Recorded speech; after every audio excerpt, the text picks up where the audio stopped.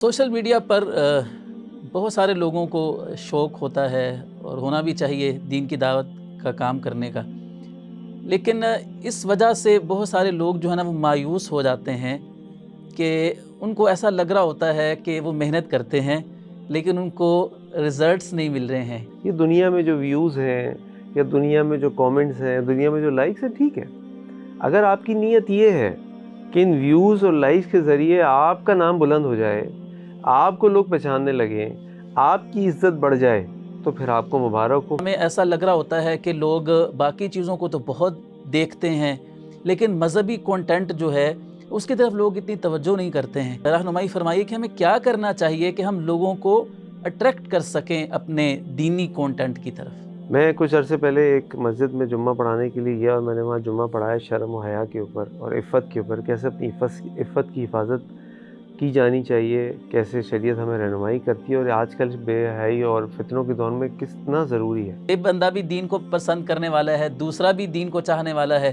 تو یہ آپس میں ہی لڑ جھگڑ رہے ہیں، تو وہ اس سے کیا مطلب تاثر لیتے ہیں جو ہم دین کا کیا یعنی امیج لوگوں کے سامنے دے رہے ہوتے ہیں جب آپس میں ہم الجھ رہے ہوتے ہیں۔ ایک وفد جو ہے وہ اللہ کے نبی صلی اللہ علیہ وسلم کی خدمت میں حاضر ہو رہا تھا، تو حضرت ابوبکر صدیق رضی اللہ عنہ نے کہا کہ اللہ کے نبی صلی اللہ علیہ وسلم ان صحابی کو ان کی طرف بھیجیے۔ حضرت عمر خطاب رضی اللہ عنہ فرمایا کہ اللہ کے نبی صلی اللہ علیہ وسلم آپ ان صحابی کو اس طرف بھیجیے۔ ابوبکر صدیق رضی اللہ عنہ کہنے لگے اب عمر تمہیں میری مخالفت کے علاوہ کوئی کام نہیں ہے۔ بسم اللہ الرحمن الرحیم، الحمدللہ والصلاة والسلام علی رسول اللہ۔ نہد اسٹوڈیو میں آپ کا ہوسٹ عبداللہ یوسف ذہبی ایک بار پھر ایک نئے مہمان کے ساتھ حاضر خدمت ہے۔ آج ہمارے سامنے اسٹوڈیو میں موجود ہیں کراچی سے اذان انسٹیٹیوٹ کے فاؤنڈر اور لیڈنگ انسٹرکٹر محترم جناب کاشف نسیم دلکشا صاحب۔ آج ہم گفتگو کریں گے ایک بڑے ہی اہم موضوع پر، اور وہ ہے سوشل میڈیا کے ذریعے دعوت دین کا کام۔ تو میں اپنے مہمان گرامی سے کا شکریہ ادا کرتا ہوں۔ السلام علیکم ورحمۃ اللہ۔ وعلیکم السلام ورحمۃ اللہ وبرکاتہ۔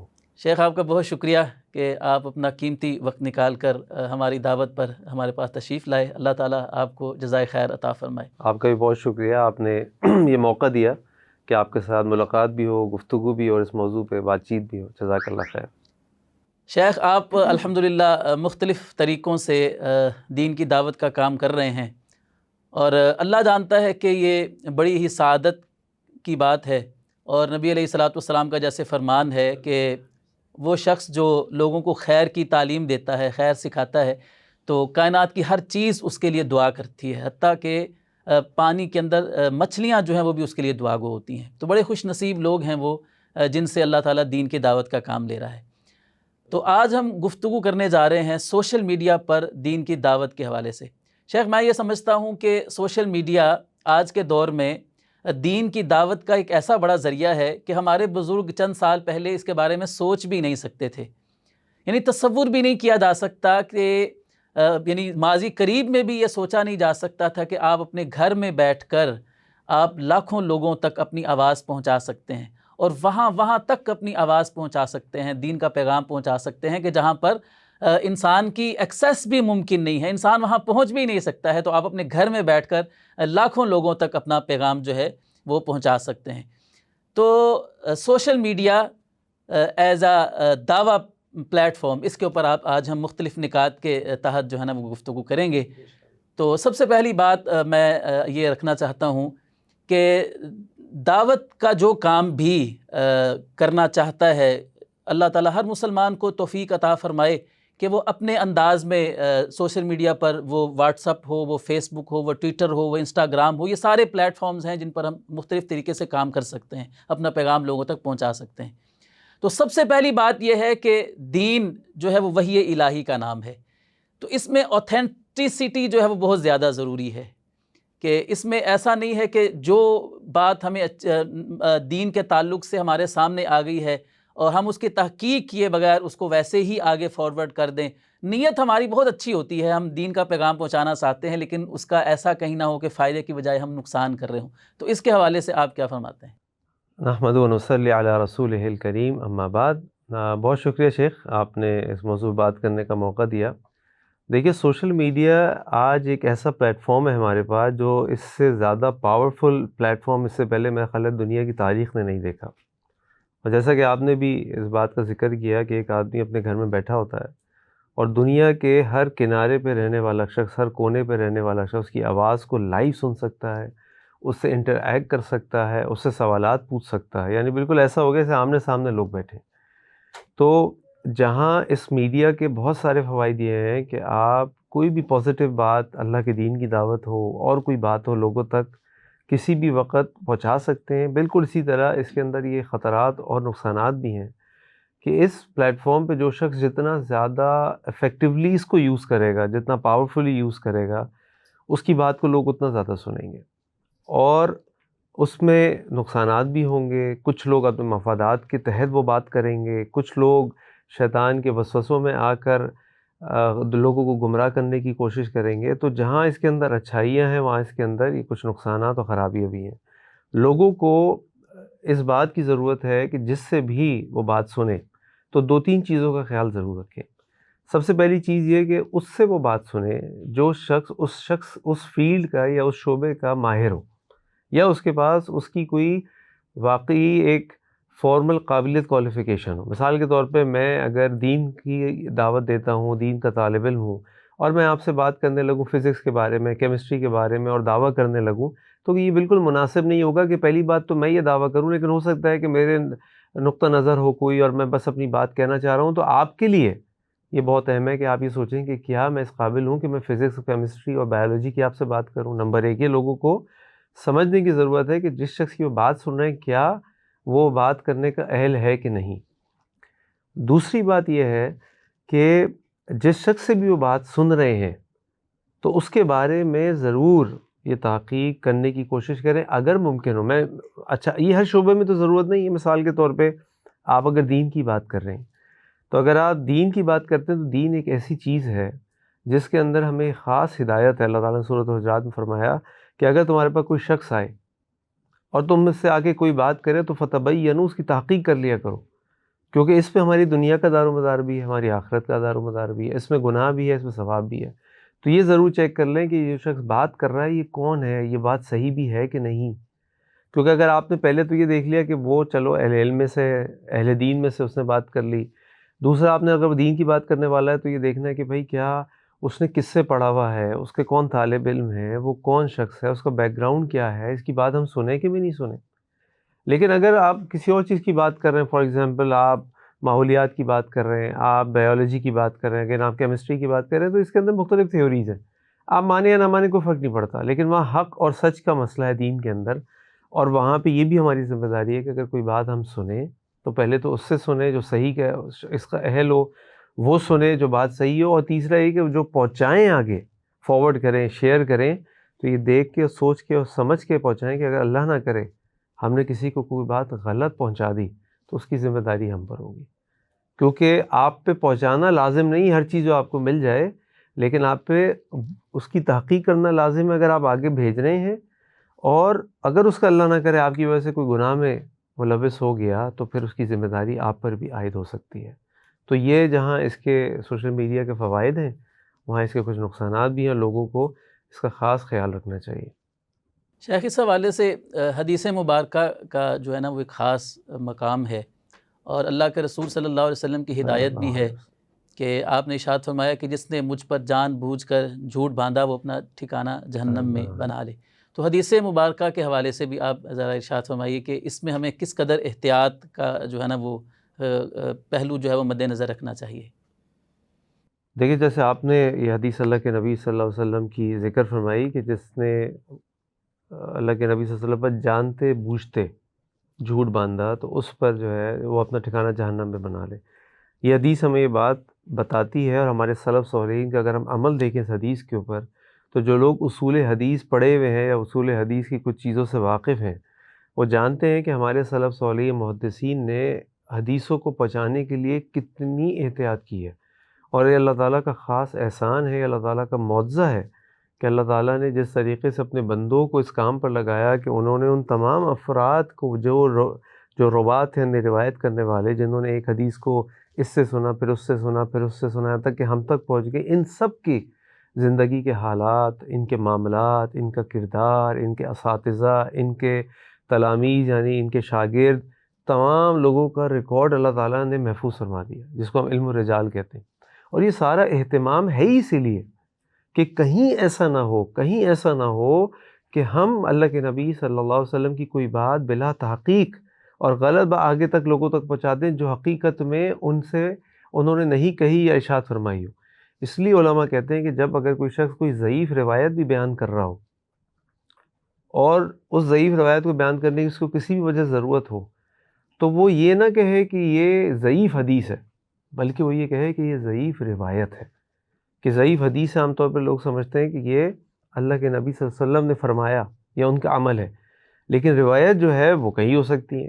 علماء کہتے ہیں یہ بھی اہتمام کرنا چاہیے۔ اسی طریقے سے اگر ہم امام ابو حنیفہ رحمۃ اللہ علیہ کے منہج کو دیکھیں، ان کے زمانے کے حالات کو دیکھیں، تو اس کے بارے میں بتایا جاتا ہے، لکھا گیا کتابوں میں کہ امام ابو حنیفہ رحمۃ اللہ علیہ کا اصول یہ تھا کہ جس حدیث کے بارے میں وہ 101% مطمئن نہیں ہوتے تھے کہ یہ صحیح ہے، وہ حدیث بیان ہی نہیں کرتے تھے، بلکہ وہاں اجتہاد کر لیتے تھے۔ وہ کہتے تھے میرے لیے یہ بہتر ہے کہ میں اجتہاد کر لوں اس سے کہ میں اللہ کے نبی صلی اللہ علیہ وسلم کے بارے میں کوئی ایسی بات کہہ دوں جو کہ صحیح نہ ہو، جو کہ مستند نہ ہو۔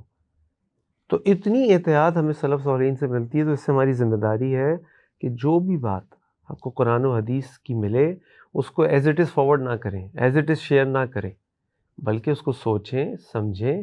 پہلے تو یہ دیکھ لیں کہ کدھر سے آ رہی ہے، کون علماء اس کو نقل کر رہے ہیں۔ اب آپ کو فیس بک پہ لوگ شیئر کر رہے ہیں، آپ کو واٹس ایپ پہ لوگ بھیج رہے ہیں، آپ کہیں جی بھیجے جاؤ، نہیں۔ اگر آپ کو کوئی عالم بھیج رہا ہے یا کوئی ایسا شخص بھیجا اس کے بارے میں آپ کو یقین ہے کہ یہ ایک سمجھدار ذمہ دار شخص ہے، جو کوئی بھی چیز اب بھیجتا ہے تو سوچ سمجھ کے بھیجتا ہے، تو چلیے آپ اس کے لیے تھوڑا سا بینیفٹ آف ڈاؤٹ اس کو دے سکتے ہیں۔ لیکن اگر ہر کوئی آپ کو، جیسے خاص طور پہ ہمارے یہاں ہوتا ہے، آپ لوگوں نے بھی ایکسپیرینس کیا ہوگا، جمعے کے دن صبح سے شام تک میسیجز آتے رہتے ہیں دینی۔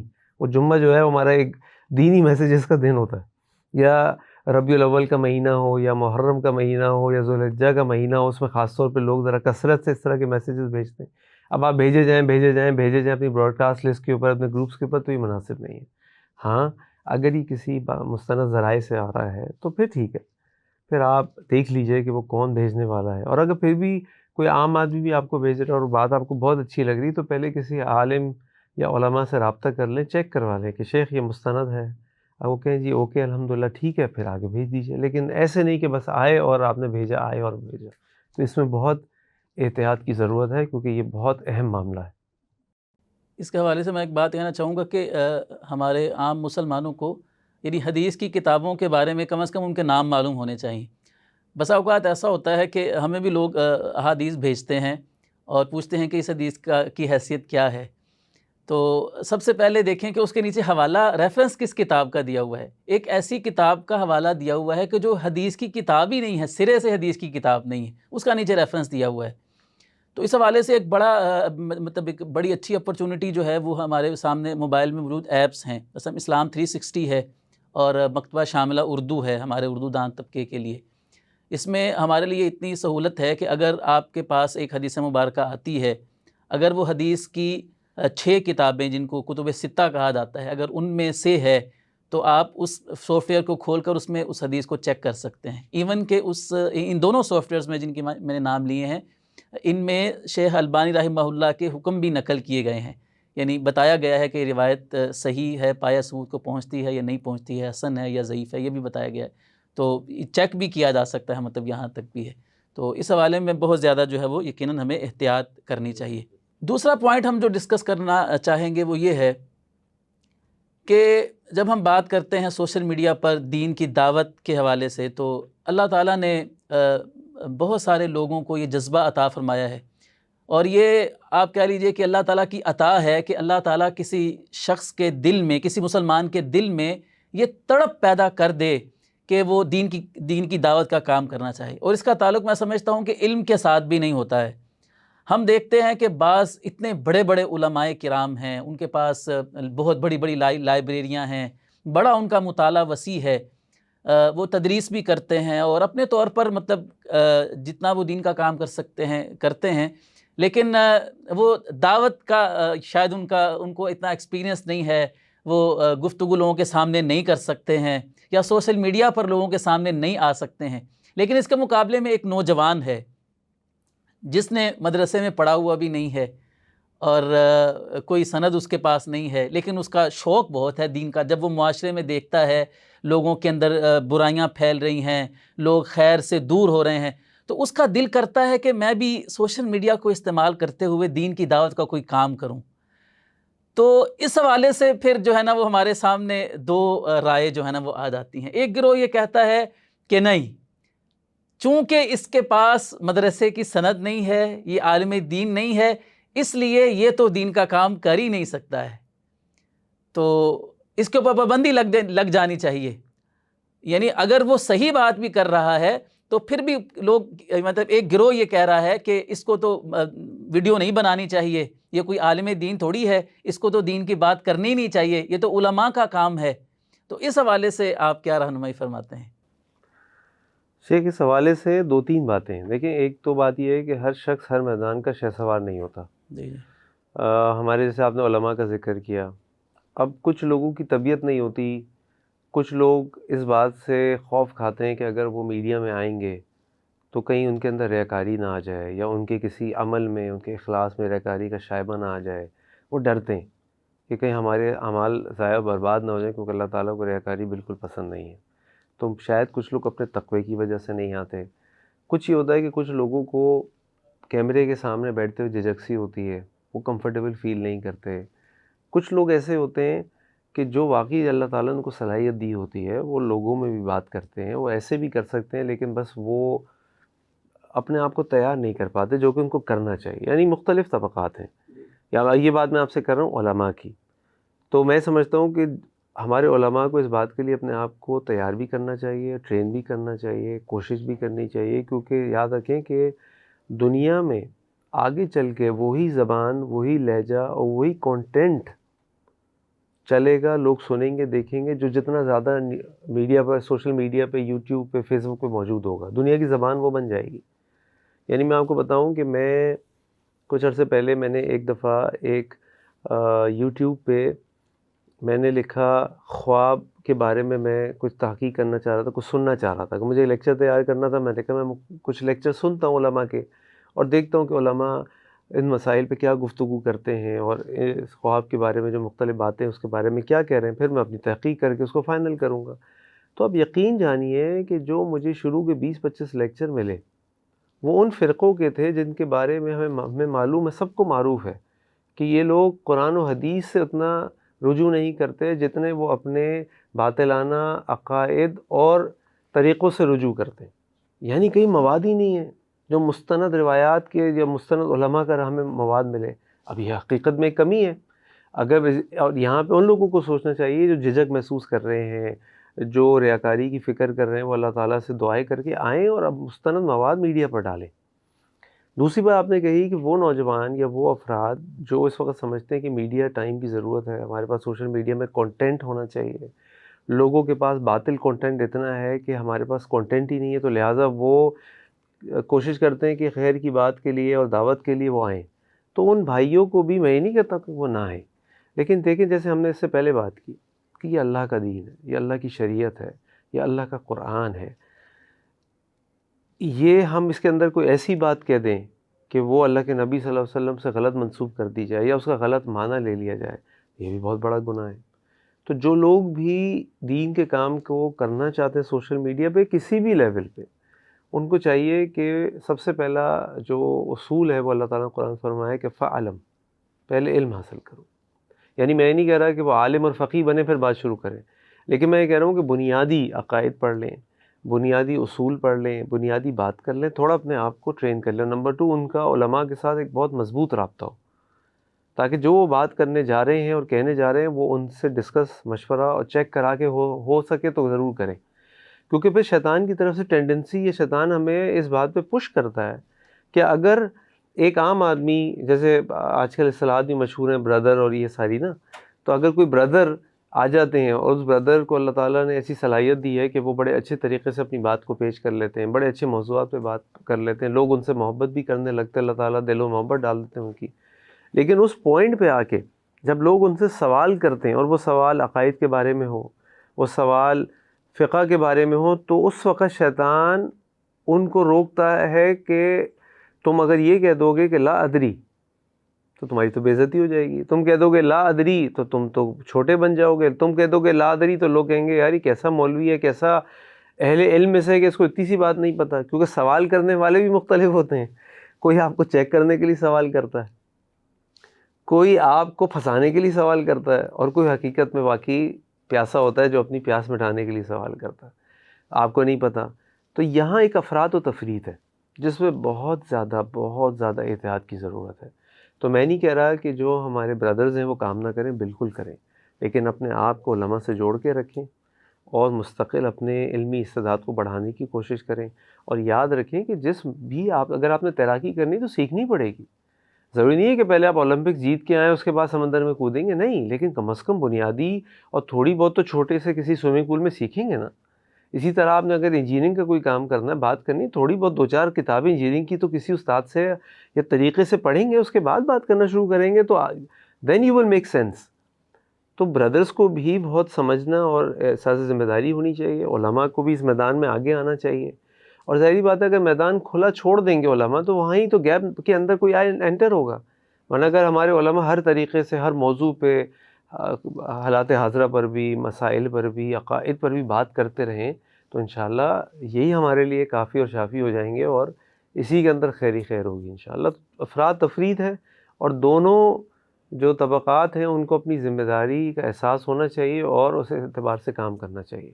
شیخ، اختلاف کا ہونا کوئی بڑی بات نہیں ہے، اور دین میں بھی اختلاف ہے، وہ شروع سے اختلاف چلتا آ رہا ہے. صحابہ کرام رضوان اللہ علیہم اجمعین میں بھی آپس میں اختلاف ہو جایا کرتا تھا. لیکن بات یہ ہے کہ اختلاف کا کوئی طریقہ سلیقہ ہوتا ہے، کوئی آداب ہوتے ہیں. تو سوشل میڈیا پر یہ دیکھا گیا ہے کہ آپ جب کسی سے اختلاف کر رہے ہوتے ہیں تو لوگ عام طور پر ان آداب کا خیال نہیں کرتے ہیں. ایک دوسرے پر یعنی ذاتیات پر اتر آنا، کیچڑ اچھالنا، اور مطلب ایسی بات کرنا کہ جو مطلب دین کا مذاق بن جاتا ہے. یعنی لوگ جب یہ دیکھتے ہیں، یعنی ہمارا مقابلہ تو لبرلز کے ساتھ ہے، ملحدین کے ساتھ ہے. تو جب وہ دیکھتے ہیں کہ یہ دین پسند، یہ بندہ بھی دین کو پسند کرنے والا ہے، دوسرا بھی دین کو چاہنے والا ہے، تو یہ آپس میں ہی لڑ جھگڑ رہے ہیں، تو وہ اس سے کیا مطلب تاثر لیتے ہیں جو ہم دین کا کیا یعنی امیج لوگوں کے سامنے دے رہے ہوتے ہیں جب آپس میں ہم الجھ رہے ہوتے ہیں. تو یہ ایک آپ نصیحت فرمائیے ہمارے ناظرین کو کہ سوشل میڈیا پر اختلافی موضوعات کو اول تو ہمیں لانا نہیں چاہیے، اور اگر ہم لے بھی آتے ہیں تو اس میں کیا طریقہ کار ہونا چاہیے اختلافی موضوعات کو آپس میں ڈسکس کرنے کا. شیخ یہ تو بڑا ہی اسے کہتے ہیں نا کہ اہم سوال ہے، اور اللہ تعالیٰ رحم فرمائے کہ ہم جیسے آپ نے کہا نا کہ اختلاف کو بنیاد بنا کر ایک دوسرے پہ کیچڑ اچھالتے ہیں، بدتمیزی کرتے ہیں، یہاں تک کہ گالم گلوچ پر اتر آتے ہیں. یہ جو ہے انتہائی ہلکی بات ہے، بڑی خراب بات. اگر آپ کو اختلاف کرنے کا کہ ایٹیکٹ سمجھنے اور دیکھنے تو صحابہ کرام کی طرف دیکھیے.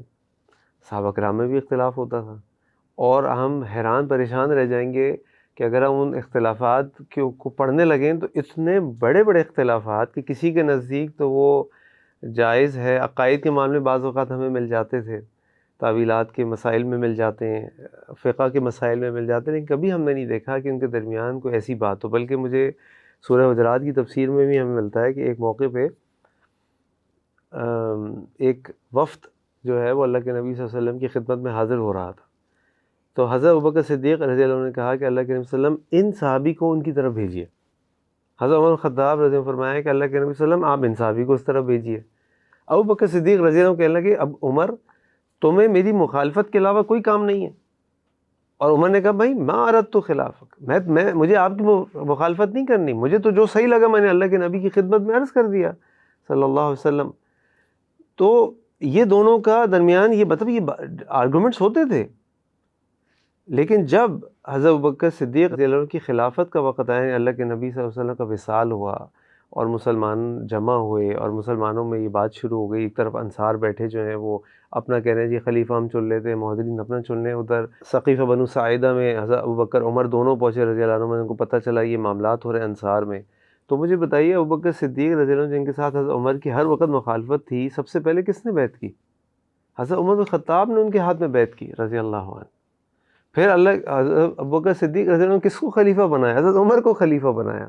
اسی طرح سلف صالحین میں آپ دیکھ لیجئے، امام شافعی رحمہ اللہ اپنے ایک شاگرد سے بات چیت کر رہے ہیں اور ایک موضوع پہ ایک مسئلے پہ اختلاف ہو گیا، دونوں کے درمیان دلائل کا یا جملوں کا تبادلہ ہوا. تو حضرت امام شافعی رحمہ اللہ دیکھتے ہیں کہ جو میرا شاگرد ہے سامنے، اس کا چہرے کا رنگ سرخ ہو رہا ہے، اس کی آواز تیز ہو رہی ہے. اور پھر امام صاحب نے اس سے کہا کہ دیکھو، اگر میں اور تم اس بات پہ اتفاق نہ بھی کریں تو کیا ہم پھر بھی بھائی بھائی نہیں رہ سکتے؟ تو لہٰذا اگر اختلاف ہے تو اختلاف کو اس موضوع تک رکھیں پہلی بات. اور یہ یاد رکھیں کہ ایک سباب المسلمی فسوق، اللہ کے نبی صلی اللہ علیہ وسلم فرمایا کہ مسلمان کا دوسرے مسلمان کو گالی دینا یا برا بھلا کہنا فسق ہے. آپ مسئلہ تو ڈسکس کر رہے ہیں نفلی، لیکن آپ اس کو برا بھلا کہہ کے فسق و فجور کے مرتکب ہو رہے ہیں. پھر نمبر 1. نمبر 2، اختلاف آپ کیجئے، علمی اختلاف کیجئے، موضوع پہ بات کیجئے. اختلاف ہو سکتا ہے لیکن ایک دوسرے کے ہم دشمن تو نہیں ہیں. پھر ہمارے اخلاقیات کہاں ہیں؟ اللہ کے نبی فرماتے ہیں صلی اللہ علیہ وسلم قیامت والے دن سب سے قریب میرے پاس کون ہوگا؟ اس کے اخلاق اچھے ہوں گے. اللہ کے نبی فرماتے ہیں صلی اللہ علیہ وسلم کہ قیامت والے دن میزان قائم ہوگا، سب سے بھاری اچھے اخلاق ہوں گے. اور کتنے ہمارے پاس احادیث مبارکہ موجود ہیں. اگر یہ اخلاق ہی ہمارے ختم ہو جائیں تو کس بات کا اختلاف ہو؟ کون سے مسئلے پہ آپ اختلاف کر رہے ہیں جناب؟ ہمیں تو کافر سے اختلاف پہ بھی اللہ تعالیٰ نے قرآن میں فرمایا ہے کہ تم ان کے خداؤں کو برا بھلا نہ کہو، ورنہ وہ تمہارے خدا کو، اللہ کو برا بھلا کہیں گے. تو یعنی ان کے خداؤں کو بھی برا بھلا کہنا ہو تو بھی طریقے سے کہو. اب آپ بتائیے، فرعون اللہ کا کتنا بڑا دشمن تھا، اس نے دعویٰ کہ انا ربکم الاعلیٰ. اور موسیٰ علیہ السلام اللہ تعالیٰ کے جلالی رسول. موسیٰ علیہ السلام ہارون علیہ السلام کو جب اللہ تعالیٰ فرعون کی طرف بھیج رہے ہیں تو کیا کہہ رہے ہیں؟ اذهبا الی فرعون انہ طغی فقولا له قولا لینا. تم جاؤ فرعون کی طرف، دونوں، وہ بڑا طغیانی پہ اترا ہے، سرکشی کر رہا ہے، لیکن دیکھو نرمی سے بات کرو. ابراہیم علیہ السلام اپنے والد سے بات کر رہے ہیں، جو صرف بتوں کے پجاری نہیں، ان بتوں کو بنانے والے بت تراش بھی ہیں. وہ کہتے ہیں بیٹے سے گھر سے نکل جا، تجھے مار دوں گا، سنسار کر دوں گا، نکل جا یہاں سے. گھر سے بے گھر کر رہے ہیں، لیکن اپنے باپ سے یا ابتی یا ابتی یا ابتی یا ابتی.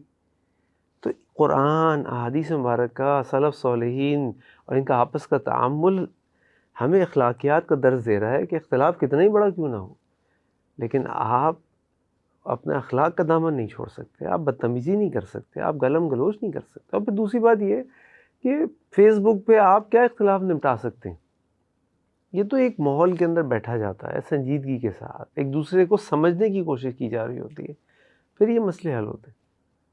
اور سب سے بڑا نقصان یہ ہے کہ ہمارا مسلمانوں کا جو تاثر اس وجہ سے غیر مسلموں میں پڑتا ہے، وہ ہماری کمزوریوں کا فائدہ اٹھاتے ہیں اور باقاعدہ وہ اپنے لوگوں کو بتاتے ہیں کہ ان کے درمیان جو فرقے ہیں وہ کیا ہیں، وہ کیوں ہیں، وہ کیسے ہیں اور ان کے ساتھ کیسے کھیلا جا سکتا ہے. 2 سال پہلے میں سوئٹزرلینڈ گیا تو میں وہاں جا رہا تھا، جو یورپ کی سب سے بڑی پیک ہے، چوٹی ہے، یونگ فراؤ. تو ٹرین وہاں جاتی ہے. تو میں ٹرین میں جا رہا تھا، جب میں واپس آنے لگا تو میرے ساتھ 2 امریکنز بیٹھ گئے، ایک بزرگ اور ایک ینگ لڑکا. تو میں نے سلام دعا شروع ہو گئی، اسٹیو اور جان یا پتہ نہیں اسمتھ نام تھا. تو جو ینگ لڑکا تھا میرے ساتھ میرا بیٹا بھی تھا. تو وہ نانا اور نواز سے گھومنے آئے ہوئے تھے امریکن، لیکن سوئٹزرلینڈ گھومنے آئے ہوئے تھے ایک ساتھ. تو میں اسے پوچھنے لگا آپ کیا کرتے ہیں؟ میں ہائی اسکول میں پڑھتا ہوں. پھر اس نے مجھ سے سوال کیا، اس نے مجھ سے کہا یہ بتائیں کہ یہ سنی اور شیعوں میں کیا مسئلہ ہے؟ میں نے کہا کیا؟ کہنے لگے سنی اور شیعوں میں کیا مسئلہ ہے؟ میں نے کہا کیا مسئلہ ہے؟ یہ مسلمان ہیں. کہنے لگا کہ ان میں ہے نا مسئلہ کچھ. میں نے کہا بھائی جو مسئلہ ہے وہ مسئلہ یہ ہے کہ سنی جو ہیں وہ ایک ہماری کچھ ریلیجس بکس ہیں وہ ان کو فالو کرتے ہیں، شیعہ جو ہیں وہ ان کی کچھ اور پرائرٹیز ہیں وہ ان کو فالو کرتے ہیں. میں نے کہا یہ بتاؤ کہ تمہیں یہ باتیں کیسے پتہ؟ چلو تمہیں یہ تو بتاؤ کہ بھائی مسلمان ہے، ہندو ہے، مسلمان اللہ کو مانتے ہیں، ان کا ایک پروفٹ ہے، ہندو یہ ہے، ہندو کی بک یہ ہے. یہ کیسے تمہیں پتہ؟ کہنے لگے ہمیں پڑھایا جاتا ہے کہ جب اسلام پڑھایا جاتا ہے تو پھر اسلام کے جتنے فرقے ہیں بڑے بڑے وہ بھی پڑھائے جاتے ہیں، ان کے ڈفرینسز بھی پڑھائے جاتے ہیں، کیونکہ انہوں نے اپنے بچوں کو تیار کرنا ہے اپنی عیسائیت اور ہمارے ملکوں پہ کام کرنے کے لیے. تو ان کو پتہ ہوگا جن کے ساتھ ہم نے انٹریکٹ کرنا ہے تو وہ لوگ کیا ہیں، کیا سوچتے ہیں، ان کو کیسے قابو کیا جا سکتا ہے، ان کو کیسے ان کی پکڑائی ہوگی. تو آپ دیکھیں کہ یہ چیزیں ہمارے لیے کتنی نگیٹیوٹی اور ہمارے دشمنوں کو، اسلام کے دشمنوں کو کتنے مواقع دے رہی ہے کہ وہ ہمیں اندر سے لا کے کمزور کریں. تو ہمیں اختلاف کریں، اختلاف صحابہ میں بھی تھا، لیکن اختلاف کا ایک طریقہ ہے اور اختلاف کا ایک فورم ہے. ان چیزوں کا ہمیں خیال رکھنا چاہیے. سوشل میڈیا پر بہت سارے لوگوں کو شوق ہوتا ہے اور ہونا بھی چاہیے دین کی دعوت کا کام کرنے کا، لیکن اس وجہ سے بہت سارے لوگ جو ہے نا وہ مایوس ہو جاتے ہیں کہ ان کو ایسا لگ رہا ہوتا ہے کہ وہ محنت کرتے ہیں لیکن ان کو ریزلٹس نہیں مل رہے ہیں. اگر ویڈیو بناتے ہیں تو ان کو ویوز نہیں مل رہے ہیں، ان کو ریچ نہیں مل رہی ہے، تو وہ مایوس ہو کر یا تو کام چھوڑ دیتے ہیں یا اس کام کے خلاف ہو جاتے ہیں. تو اس حوالے سے آپ کی رہنمائی فرمائیے. اللہ تعالیٰ ہم سب کے حال پر رحم فرمائے. اور مایوس بھی ہو جاتے ہیں، کام بھی چھوڑ دیتے ہیں اور کمپلیکس میں بھی چلے جاتے ہیں. اور پھر کیا ہوتا ہے، تیسرا مسئلہ یہ ہوتا ہے کہ پھر جو لوگ اچھا کام کر رہے تھے ان پہ تنقید شروع کر دیتے ہیں. تو بھائی بات یہ ہے کہ سب سے پہلے تو ایک مسلمان کا جو مقصد ہے وہ مقصد یہ ہے کہ ہمیں اللہ کو خوش کرنا اور ہمیں اللہ کے لیے کام کرنا ہے. ہمارے پاکستان میں ایک بہت بڑے عالم گزرے ہیں، محدث گندھلوی رحمہ اللہ علیہ. جب میں اپنے استاد سے صحیح بخاری پڑھ رہا تھا تو انہوں نے ذکر کیا کہ گندھلوی رحمہ اللہ کا واقعہ ذکر کیا کہ وہ ایک دن ایک جگہ ان کا درس تھا. اس موقع پہ وہ آئے، انہوں نے درس دیا، لوگوں نے درس سنا، آدھے پونے گھنٹے کا درس تھا. درس ختم ہونے کے بعد ایک شخص وہاں پہنچا اور وہ کہنے لگا کہ شیخ میں بڑی دور سے آپ کا درس سننے آ رہا تھا، اب میں اپنی راستہ بھول گیا، یہ کیا ہوا، بس میں ابھی پہنچا ہوں اور آپ کا درس نکل گیا. شیخ نے کہا کوئی بات نہیں، بیٹھو. اور شیخ نے پورا درس اس کو سنایا. درس کے بعد لوگوں نے ان سے پوچھا کہ شیخ آپ نے ایک آدمی کے لیے پورا درس سنایا، اسی طرح سے آپ نے ساروں کے لیے سنایا تھا، آپ اس کو کچھ نکات بتا دیتے. کہنے لگے دیکھو اس وقت بھی ایک کے لیے کیا تھا، اب بھی ایک کے لیے کیا. تو یہ ہمارے ذہن میں رہے کہ جو بھی کام ہم کر رہے ہیں وہ اللہ کے لیے کر رہے ہیں اور اس کا اجر بھی ہمیں اللہ ہی سے مطلوب ہے. یہ دنیا میں جو ویوز ہیں یا دنیا میں جو کامنٹس ہیں، دنیا میں جو لائکس ہیں، ٹھیک ہے. اگر آپ کی نیت یہ ہے کہ ان ویوز اور لائکس کے ذریعے آپ کا نام بلند ہو جائے، آپ کو لوگ پہچاننے لگیں، آپ کی عزت بڑھ جائے، تو پھر آپ کو مبارک ہو، پھر آپ کو آخرت میں کچھ نہیں ملنے والا. جیسے اللہ کے نبی صلی اللہ علیہ وسلم کی حدیث ہے نا کہ 3 افراد سے سب سے پہلے جہنم کو دہکایا جائے گا، وہ ان نیک لوگوں میں سے ہی، سخی، عالم اور شہید. ان کا گناہ کیا تھا، ان کی غلطی کیا تھی کہ ان کو جہنم میں سب سے پہلے ڈال کے جہنم کی آگ کو دہکایا جائے گا؟ کہ کام تو بڑے بڑے چوٹی کے تھے لیکن نیت کیا تھی کہ دنیا چاہیے تھی، دنیا میں انعام چاہیے تھا. اللہ نے کہا تمہیں مل گیا. تو اگر یہ آپ کی نیت ہے کہ اس لیے آپ کے لائکس بڑھ جائیں تو پھر تو آپ کو مبارک ہو، آپ کو جو کچھ ملنا ہے دنیا مل کے ختم ہو جائے گا. لیکن اگر آپ کی نیت یہ ہے کہ بھئی میں چاہتا ہوں کہ میرے پروگرام میں زیادہ لوگ آئیں، میری ویورشپ بڑھ جائے، اس لیے کہ یہ پیغام جو میں دے رہا ہوں یہ اللہ کے لیے اور لوگوں کو فائدہ ہو، زیادہ سے زیادہ لوگ سنیں، زیادہ سے زیادہ لوگوں میں خیر کی بات جائے، تو پھر انشاءاللہ آپ کے لیے دنیا میں بھی اللہ تعالیٰ کی طرف سے خوشخبری ہے کہ آپ کو لوگوں کی محبت اور پسندیدگی مل رہی ہے، اور آپ کو آخرت میں بھی انشاءاللہ اللہ کی اجر ہے. لیکن یہ یاد رکھیں کہ یہ نیت کا اور یہ اخلاص ایک اتنی سینسٹیو چیز ہے، اتنی باریک چیز ہے کہ اس کا اللہ اور بندے کے علاوہ کسی کو پتہ نہیں ہوتا. اسی لیے تو ہم کسی کے بارے میں نہیں کہہ سکتے کہ یہ مخلص ہے کہ نہیں، تو اللہ جانتے. اس لیے اللہ تعالیٰ نے قرآن کریم میں ہمیں یہ نہیں کہا کہ تم، جیسے سورہ ملک کی دوسری آیت ہے، الذی خلق الموت والحیات لیبلوکم ایکم احسن عملا. اللہ تعالیٰ نے فرمایا ایکم اکثر عملا، یہ نہیں فرمایا، بلکہ اللہ تعالیٰ نے فرمایا ایکم احسن عملا، کہ یہ نہیں کہ تم میں سے زیادہ عمل کون کرے گا، بلکہ یہ کہ تم میں سے اچھا، اخلاص والا، اللہ کے لیے بہتر سے بہتر کام کرنے والا جو ہوگا اللہ اس کو اجر دیں گے. تو لہٰذا یہ اس پہ نہ مایوس ہوں، اس پہ نہ کمپلیکس کا شکار ہوں، اس پہ نہ آپ کام چھوڑیں، بلکہ یہ سوچیں کہ جس شخص کو اللہ تعالیٰ یہ پذیرائی دے رہے ہیں، جس شخص کو اللہ تعالیٰ اتنی ویورشپ دے رہے ہیں، جس شخص کو اللہ تعالیٰ اتنے لائکس دے رہے ہیں، تو آپ سوچیں کہ اس کا اخلاص مجھ سے زیادہ ہوگا، یہ راتوں کو اٹھ کے اللہ کے آگے رونے والا ہوگا، اس کا ظاہر، اس کا باطن اس کے ظاہر سے زیادہ متقی ہوگا. یہ سوچیں اور وہاں پہنچنے کی کوشش کریں. اور پھر بھی آپ کو ویو اور لائک نہیں ملتے تو میں آپ کو بتا رہا ہوں، اگر آپ اس لیول پہ پہنچ گئے نا تو آپ کو اس کی فکر ختم ہو جائے گی، پھر یہ سیکنڈری ہو جائے گا. تو بس اللہ سے ہمیشہ دعا کریں اللہ اخلاص دے، اور جو کچھ ہم کر رہے ہیں اللہ تعالیٰ سے قبول فرمائے، اللہ تعالیٰ سے برکت عطا فرمائے. باقی جو اللہ نے لکھا ہے وہ ہوگا انشاءاللہ. قرآن مجید میں اللہ سبحانہ و تعالیٰ نے دعوت دین کے تعلق سے یہ بات ارشاد فرمائی ہے کہ ادعو الی سبیل ربک بالحکمت والموعظۃ الحسنہ. تو سوشل میڈیا پر جب ہم دین کی دعوت کا کام کریں گے تو یقیناً ہمیں یہاں بھی حکمت اور موعظہ حسنہ اس کا خیال رکھنا ہے. تو حکمت میں ایک چیز علماء بیان کرتے ہیں کہ وہ دعوت کا اسلوب یا موضوعات یا سامعین کا، ناظرین کا خیال رکھنا ہے کہ وہ کیا چیز سننا چاہتے ہیں، کیا چیز دیکھنا چاہتے ہیں. تو میں یہ سمجھتا ہوں کہ ہمیں ایسا لگ رہا ہوتا ہے کہ لوگ باقی چیزوں کو تو بہت دیکھتے ہیں لیکن مذہبی کنٹینٹ جو ہے اس کی طرف لوگ اتنی توجہ نہیں کرتے ہیں. تو اس حوالے سے رہنمائی فرمائیے کہ ہمیں کیا کرنا چاہیے کہ ہم لوگوں کو اٹریکٹ کر سکیں اپنے دینی کنٹینٹ کی طرف. دیکھیے جس آیت کا آپ نے حوالہ دیا وہ اس بات کی متقاضی ہے یا ہم سے مطالبہ کرتی ہے کہ جو مسلمان دعات ہیں، علماء ہیں، ان کو معاشرے کے جتنے طبقات ہیں، جتنے افراد ہیں، ان کے مسائل، ان کے بیک گراؤنڈ اور ان کی ضروریات کا پوری طرح ادراک اور علم ہونا چاہیے. اور اسی اعتبار سے وہ مختلف طبقات کے لیے مختلف موضوعات چنیں، اسی اعتبار سے اس کے اندر مثالیں پیش کریں، اسی اعتبار سے سیرت اور صحابہ کی سیرت اور سلف صالحین کی سیرت سے واقعات نکالیں اور ان کے سامنے رکھیں. میں کچھ عرصے پہلے ایک مسجد میں جمعہ پڑھانے کے لیے گیا اور میں نے وہاں جمعہ پڑھایا شرم و حیا کے اوپر اور عفت کے اوپر، کیسے اپنی عفت کی حفاظت کی جانی چاہیے، کیسے شریعت ہمیں رہنمائی کرتی ہے اور آج کل بے حیائی اور فتنوں کے دور میں کتنا ضروری ہے.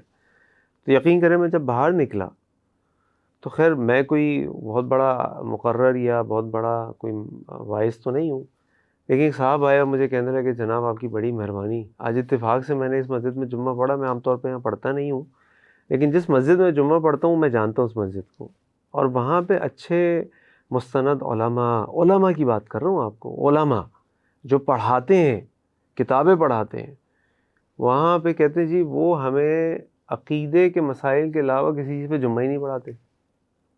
ہمیں ضرورت ہے، ان کا جی ہمیں ضرورت ہے عقیدے کی، لیکن ہمیں دنیا میں زندگی بھی تو گزارنی ہے، ہمارے گھروں کے مسائل کا بھی تو حل پیش کریں، ہمارے بچوں کی تربیت کے بارے میں تو رہنمائی کریں، ہمارے بیوی کی شوہر کی بیوی کے ساتھ تعلقات اور مسائل کے بارے میں رہنمائی تو ہمیں دیں.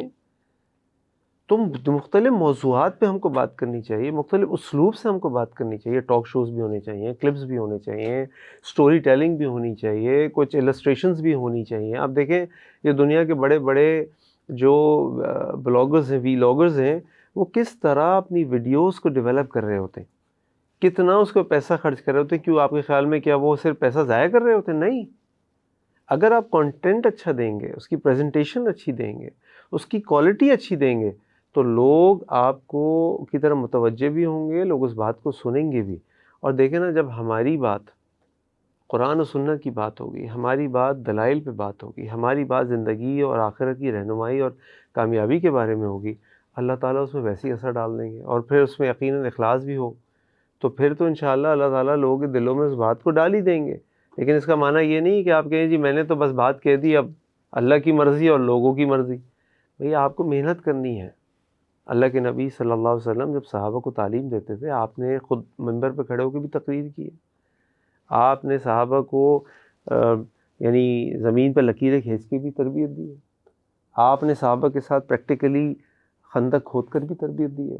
آپ نے صحابہ کو متوجہ کرنے کے لیے سوالات کر کے بھی ان کو متوجہ کی. کیا ہے یہ؟ ڈفرینٹ اسٹائل آف پریزنٹیشن ہے، different style of interacting with people ہے.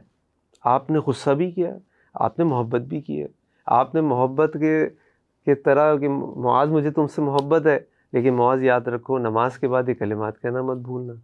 آپ نے حضرت فضل بن عباس رضی اللہ عنہ حج کے موقع پہ ایک عورت کی طرف دیکھ رہے تھے تو آپ نے پیار سے ان کے چہرے کو بھی پھیر دیا۔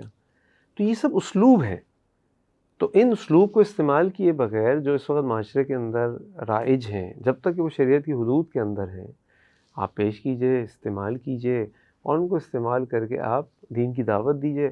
اور یہی میں سمجھتا ہوں کہ اللہ تعالیٰ کی اس آیت کا مطلب ہے کہ ادعو الی سبیل ربک بالحکمہ، کہ حکمت کے ساتھ، وزڈم کے ساتھ، لوگوں کی احوال کے اعتبار سے ان کے سامنے دین کی دعوت کو پیش کیا جائے۔ اللہ رب العزت نے قرآن مجید میں اہل ایمان کو یہ نصیحت فرمائی ہے کہ اگر تم آپس میں جھگڑو گے، آپس میں لڑو گے تو تمہاری ہوا اکھڑ جائے گی۔ تو یعنی یہ نصیحت ہم اہل ایمان کے لیے ہے کہ ہمارا آپس میں لڑنا جھگڑنا یہ ہمیں دشمن کے مقابلے میں ہمیں کمزور کر دے گا۔ تو ہم سوشل میڈیا پر دیکھ رہے ہیں کہ ہم نے دشمن کا کیا مقابلہ کرنا ہے، ہم تو آپس میں ہی لڑ جھگڑ رہے ہیں۔ تو اس حوالے سے ناظرین کو نصیحت فرمائیے کہ ہمیں سوشل میڈیا کو لڑنے جھگڑنے کا پلیٹ فارم بنانے کی بجائے کوئی صلح صفائی کا اور اصلاح کا اور خیر خواہی کا جو ہے وہ ہمیں ایک اس کو جگہ جو ہے وہ سمجھنا چاہیے۔ شیخ میں اس کے بارے میں نا آپ کے سوال کا براہ راست جواب دینے کے بجائے میں ایک اور بات کر کے اپنا جواب پورا کروں گا۔ آپ کسی بھی مسلمان سے دنیا میں پوچھ لیں، جس مسلمان کے اندر اسلام کی محبت ہے، کیا مسلمانوں کو بہت کام کرنے کی ضرورت ہے؟ ہر شخص کہے گا جی بہت ضرورت ہے۔ عیسائی مشنریز کو دیکھ لیجئے، دنیا میں کہیں زلزلہ طوفان آ جائے یہ پہنچ جاتے ہیں، ان کے لنگر چل رہے ہوتے ہیں، یہ ان کی مشنری دنیا کے ریموٹ دور دراز گاؤں دیہاتوں میں جا کے اپنی زندگیاں گزار دیتے ہیں۔ تو جو بھی درد رکھنے والا مسلمان ہوگا کہے گا جی اتنا کام ہے کہ جتنا بھی کر لیں کم ہے۔ میں کہتا ہوں کہ جی آپ چھوڑیں اس بات کو، وہ کیا کر رہا ہے، آپ اتنا اچھا کام کر لیں کہ آپ کا کام ہی جو ہے وہ لوگوں کے لیے فائدہ مند بن جائے اور لوگ وہ کام کرنے لگیں۔ تو کام کریں جناب، چھوڑ دیں نیگیٹیوٹی کو، چھوڑ دیں کہ وہ کیا کہہ رہا ہے اور وہ کیا کہہ رہا ہے اور وہ کیا کہہ رہا ہے۔ آپ سوچیں کہ وہ 1 گھنٹہ جو آپ کسی کی فضول بات کو سننے میں، پھر اس پہ غور و فکر کرنے میں، پھر کسی کے ساتھ اس پہ بحث کرنے میں، پھر اس کو جواب دینے کے بارے میں آپ گھنٹوں ضائع کریں گے، ان گھنٹوں میں آپ کتنے مثبت اور تعمیری کام کر سکتے ہیں اپنے لیے، مسلمانوں کے لیے اور دنیا کے خیر و فلاح کے لیے۔ تو چھوڑ دیں فضول چیزوں کو، اتنا کام ہے میرے پاس، مجھے تو سمجھ نہیں آتا۔ میں تو اکثر لوگ سنتا ہوں، کہیں بیٹھا ہوتا ہوں، کبھی کوئی کہتا ہے جی فلاں ایشو چل رہا ہے، میں نے کہا پتہ نہیں بھائی چل رہا ہوگا، جی فلاں نے فلاں کو کہہ دیا آپ کو نہیں پتہ، جی مجھے تو نہیں پتہ۔ بھائی اپنے پاس تو فرصت ہی نہیں ہے، ہمیں تو جو اللہ تعالیٰ وقت دیتا ہے کوشش کرتے ہیں کہ کسی ایسے کام میں لگا دیں سے دنیا یا آخرت کا کوئی نہ کوئی فائدہ تو ہو۔ اس نے اس کو کہہ دیا تو میں کیا کروں، کہنے والا خود ہی جواب دے دے گا بھائی۔ تو لہٰذا بہت مثبت کام ہے، بہت کرنے کے کام ہیں، ان پہ فوکس کریں، ان پہ اپنی انرجیز کو انویسٹ کریں اور آگے کی طرف بڑھیں، چھوڑ دیں ان چیزوں کو۔ ناظرین کرام، محترم کاشف نسیم دلکشا صاحب نے دعوت دین اور سوشل میڈیا کے تعلق سے ہمیں نہایت قیمتی نصیحتیں فرمائی ہیں۔ اللہ رب العزت کے حضور ہم دعا کرتے ہیں کہ اللہ شیخ محترم کو جزائے خیر عطا فرمائے۔ اللہ تعالیٰ ان سے پہلے بھی دین کا کام لے رہا ہے، اللہ تعالیٰ ان سے مزید دین کا کام لے، اور اللہ تعالیٰ ہمیں شیخ کی بتائی ہوئی خوبصورت نصیحتوں پر عمل کرنے کی توفیق عطا فرمائے، اور ہماری دعوت دین کو اللہ تعالیٰ اپنی بارگاہ میں قبول فرما کر ہمیں زیادہ سے زیادہ اپنے دین کی خدمت کی توفیق عطا فرما دے۔ وآخر دعوانا ان الحمد للہ رب العالمین۔